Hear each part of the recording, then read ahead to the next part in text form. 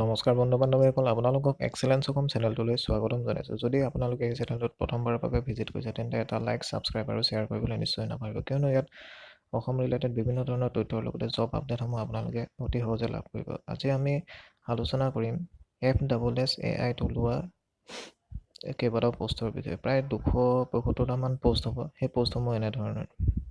ইয়াৰে ওলাইছে প্ৰথমটো এছিষ্টেণ্ট ডাইৰেক্টৰ অফ 5টা post, educational qualification bachelor degree from recognise university, institution and 6 years experience holding বিচাৰিছে।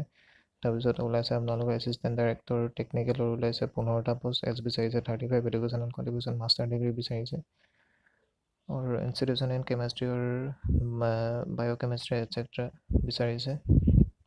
ইয়াৰ next পোষ্টটো হৈছে টেকনিকেল অফিচাৰৰ 130টা পোষ্ট। ইয়াত ভালেমান পোষ্ট ওলাইছে। আপোনালোকে এজটো বিচাৰিছে ইয়াত 30 বছৰ আৰু মাষ্টাৰ ডিগ্ৰী অগ্ৰাধাৰী হ'বলৈ ইয়াত নিশ্চয় এপ্লাই কৰিব পাৰিব। নেক্সট পোষ্টটো হৈছে আপোনালোকৰ চেণ্ট্ৰেল ফুড ছেফটি অফিচাৰ, 37টা পোষ্ট ওলাইছে, এজ বিচাৰিছে 30, education qualification degree in food technology আৰু ডায়েৰী টেকন'লজি হ'ব লাগিব।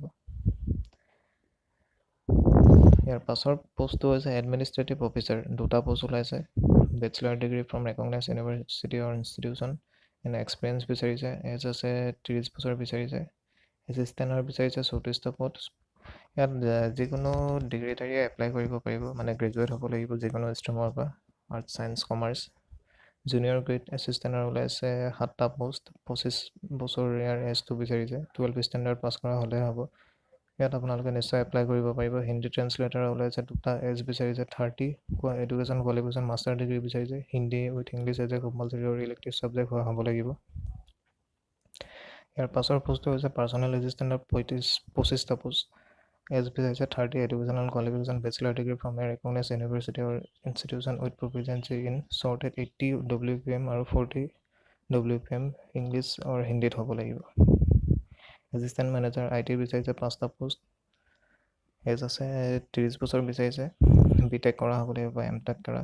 IT এছিষ্টেণ্টৰ বিচাৰিছে 3টা post, educational qualification bachelor degree with at least 1 year হ'ব লাগিব, এজ বিচাৰিছে 30 years।